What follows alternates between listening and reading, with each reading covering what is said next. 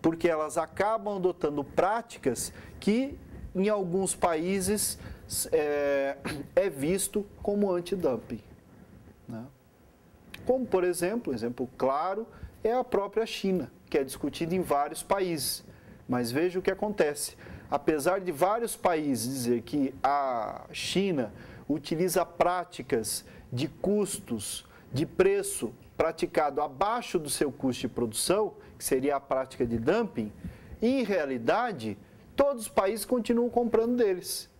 Por quê? Porque no curto prazo, sobra mais dinheiro para os seus consumidores comprarem outras coisas.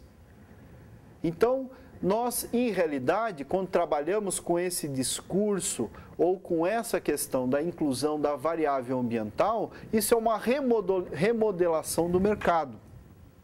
Mas, principalmente, é uma mudança de pensamento de curto para médio e longo prazo. Como que essa mudança vai acontecer? De duas formas. Uma forma pode ser pela oferta, ou seja, acabar os recursos ambientais ou chegar a um limite em que eles tenham um valor significativo e que nenhuma empresa vai poder desconsiderá-lo. Esse é um caminho natural. Por isso que eu digo, querendo ou não, nós vamos chegar nesse estágio. Porque esse estágio e esse uso inconsequente dos recursos vai levar a essa escassez. Quanto tempo vai demorar? Aí não sei. Pode ser que a nossa geração vivencie isso ou a geração dos nossos filhos.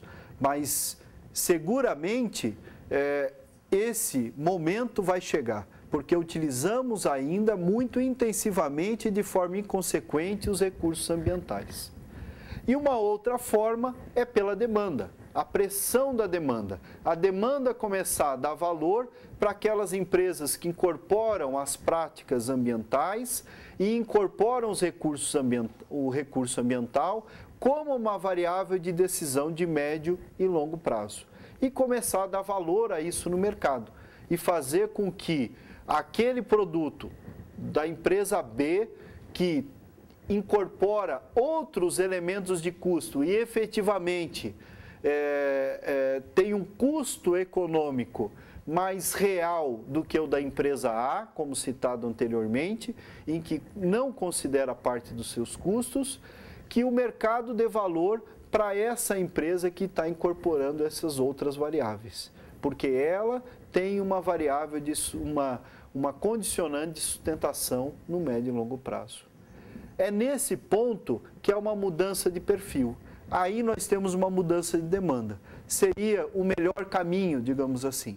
O caminho em que nós não precisaríamos chegar no extremo para ter que modificar o nosso sistema de produção, a partir do momento em que houvesse uma mudança no próprio comportamento do consumidor.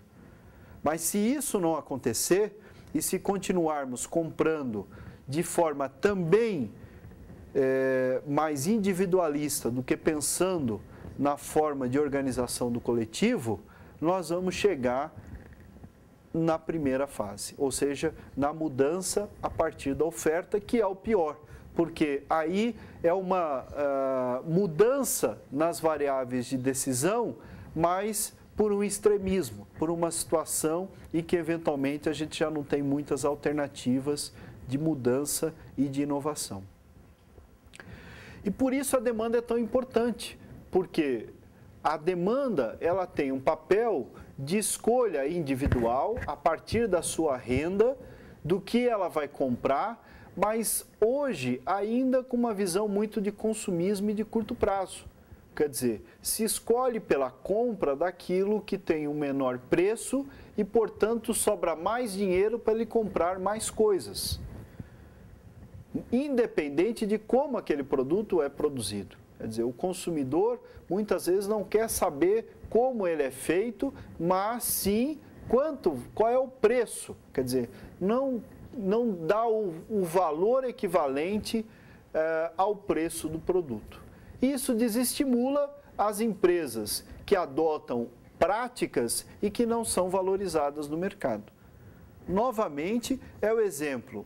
Podemos colocar o exemplo de uma empresa chinesa que produz para ter baixo preço, baixo custo, baixo preço, mas que eventualmente concorre com outras que têm uma legislação, segue uma legislação muito mais rígida, que tem uma participação social, comunitária muito mais estruturada, mas que por isso também tem um custo econômico mais visível e maior, o que faz com que o seu preço e valor sejam maior.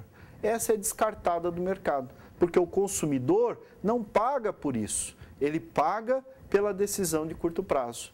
Qual é a melhor alternativa para eu comprar com menor preço?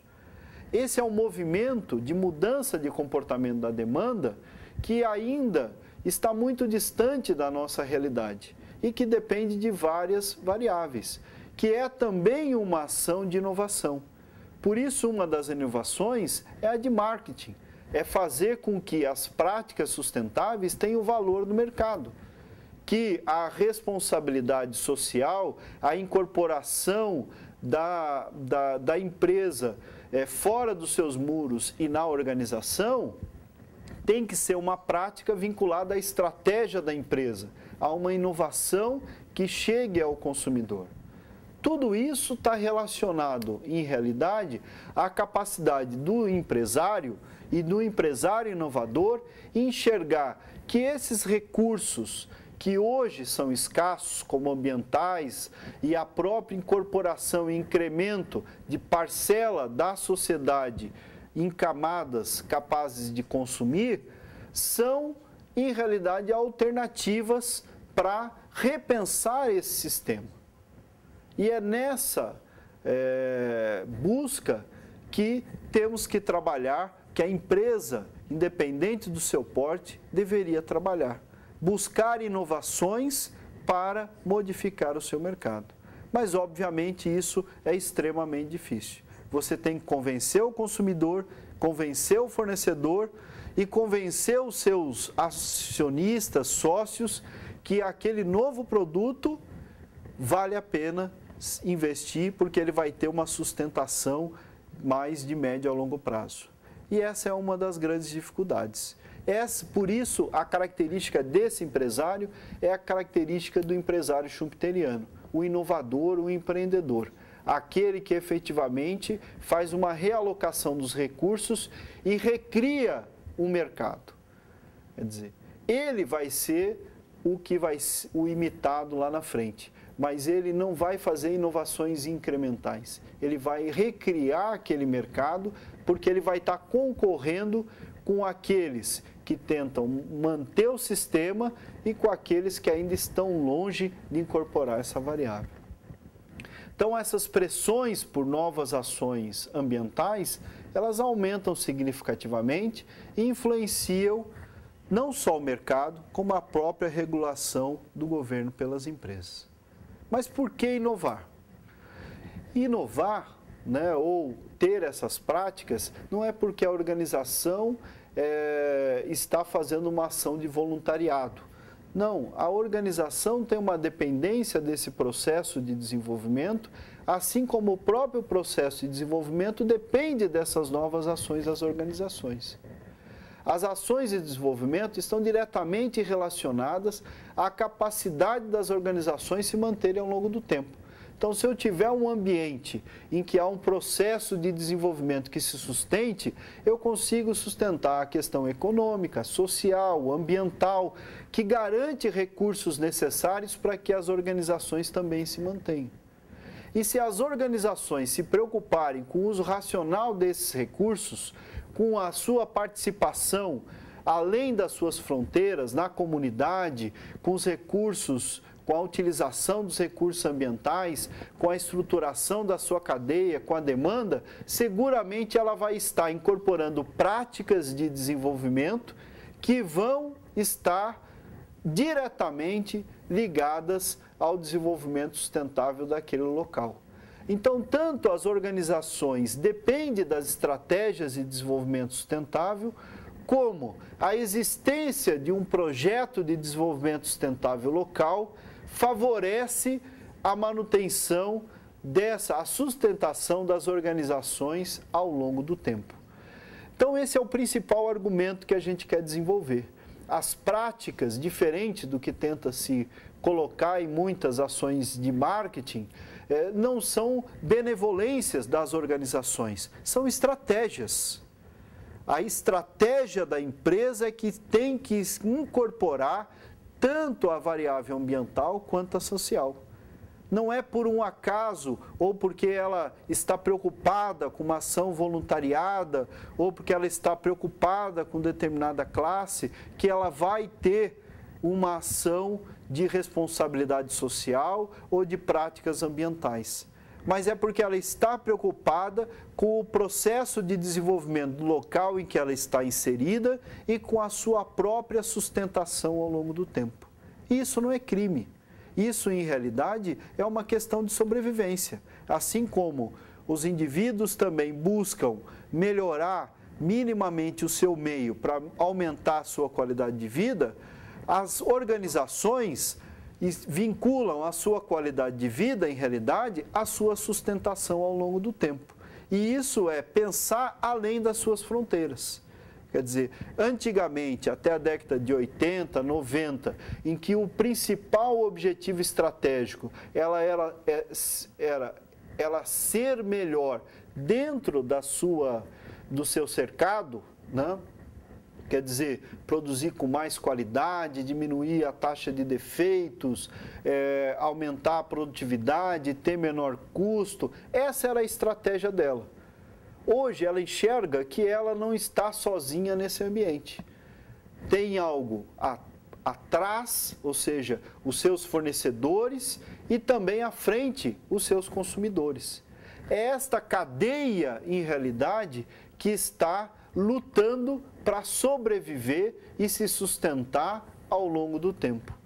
Então, ela pensar, ao invés de pensar somente na sua estratégia de sobrevivência, mas na estratégia de sobrevivência da cadeia a qual ela está interligada, é fundamental e uma condição sine qua non para ela se manter no longo prazo. Essa condição para se manter no longo prazo envolve não uma ação de benevolência, mas uma ação estratégica. Há uns 3 anos atrás, numa revista que premia, digamos assim, as práticas de sustentabilidade empresarial, tinha uma reportagem do Porter, e que, enfim, é reconhecido, né, por tratar da questão da estratégia empresarial, e ele dizia justamente nessa sua reportagem que muitos empresários erram ao considerar ações de responsabilidade social como algo distante da estratégia da empresa. E o principal argumento que a gente pode corroborar com isso que ele argumentou é justamente que a empresa faz parte dessa cadeia. Então, não é simplesmente ela fazer uma ação de responsabilidade social, mas ela ter uma estratégia que ela visualize que aquela ação de responsabilidade vai ajudar para que ela consiga manter a estruturação da sua cadeia, seja a jusante ou a montante, ou seja, com seus fornecedores ou com seus consumidores ao longo do tempo. Assim também as práticas ambientais. Não é simplesmente ele atender à legislação, mas é ele recriar os seus processos produtivos para conseguir efetivamente repensar a forma de produção.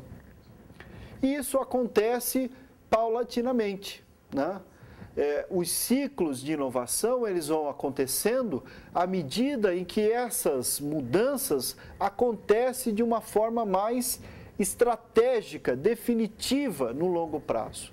Vou citar novamente o exemplo da cadeia de papel e celulose, que tem muito a ver com essa dependência dos recursos ambientais.